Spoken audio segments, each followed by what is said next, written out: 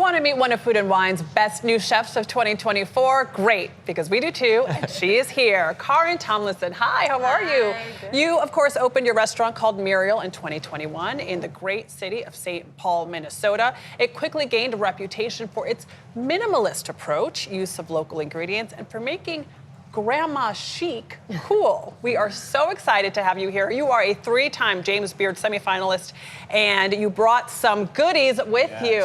Yes. So I am Midwestern by marriage and have a great appreciation for the Midwestern states, including Minnesota. Tell us a little bit about why you say that Midwestern cuisine is sometimes overlooked or not well understood.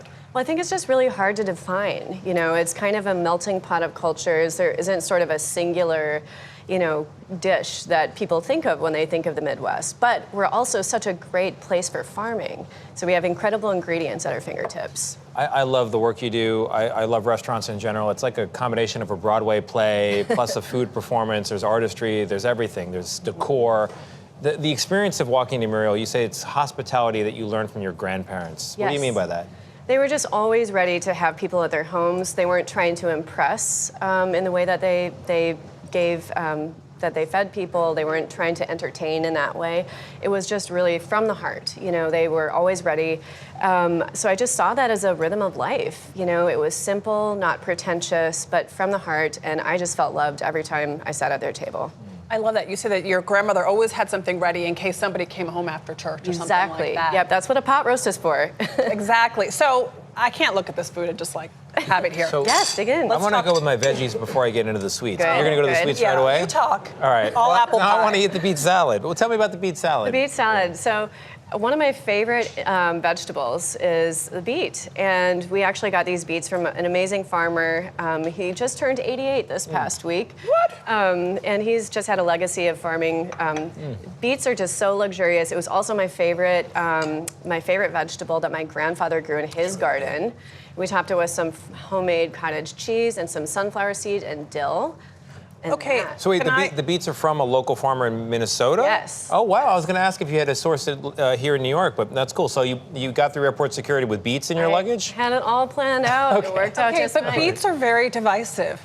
Yeah, Some they of are. us at the table are not big fans of beets. Oh, you're going to like this one, though. Won't name any names. So we won't name any names, but is the beet misunderstood? I think it is. Oftentimes it's only experienced as like a pickled beet or something at a steakhouse. There are different ways that you can prepare it that really let the natural flavor shine and it's not too muddy. So No, that's crisp.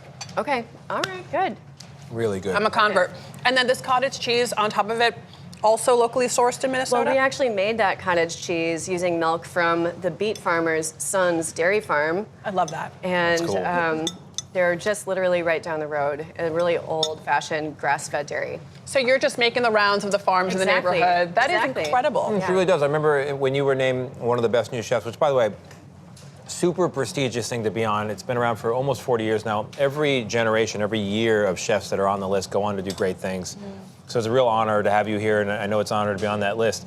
The picture alongside your profile in the magazine was you, I think, foraging? You were kind of out in big boots and a jacket. What was going on there? Yeah. Once a week I go out to the farms, I do the rounds, I pick things up from farmers that we work with, and I also forage while I'm out there. A lot of them have just invited us to look through their woods, and there's a lot that we can eat around us that just is growing naturally. That's amazing. So this is your grandmother's pie. She was of Yes. Swedish descent. Yes. And you spent some time in Sweden. You Yes. studied cooking in France also. Yep. Tell us a little bit about the Swedish approach, the French approach, the Midwestern approach. Well, all of it, the common denominator is practicality. I thought you were going to say butter.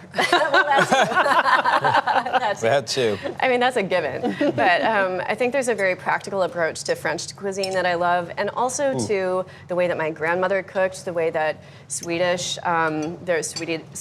people have been cooking for a long time, because you're planning always for a 4-season climate. You have to get through the winter. There's a lot of preservation that happens. There's a lot of using everything and using it really well. And you do that in your restaurant. You Yes. can, you preserve. It's old school. It is. That's why it's this grandma chic. And you use china that you even get from some of your guests that donated to you. Yes. So amazing. Karyn Tomlinson, thank you so much. So good. Thank you. Life is unpredictable. Eat dessert first. If it's apple pie, you're already winning.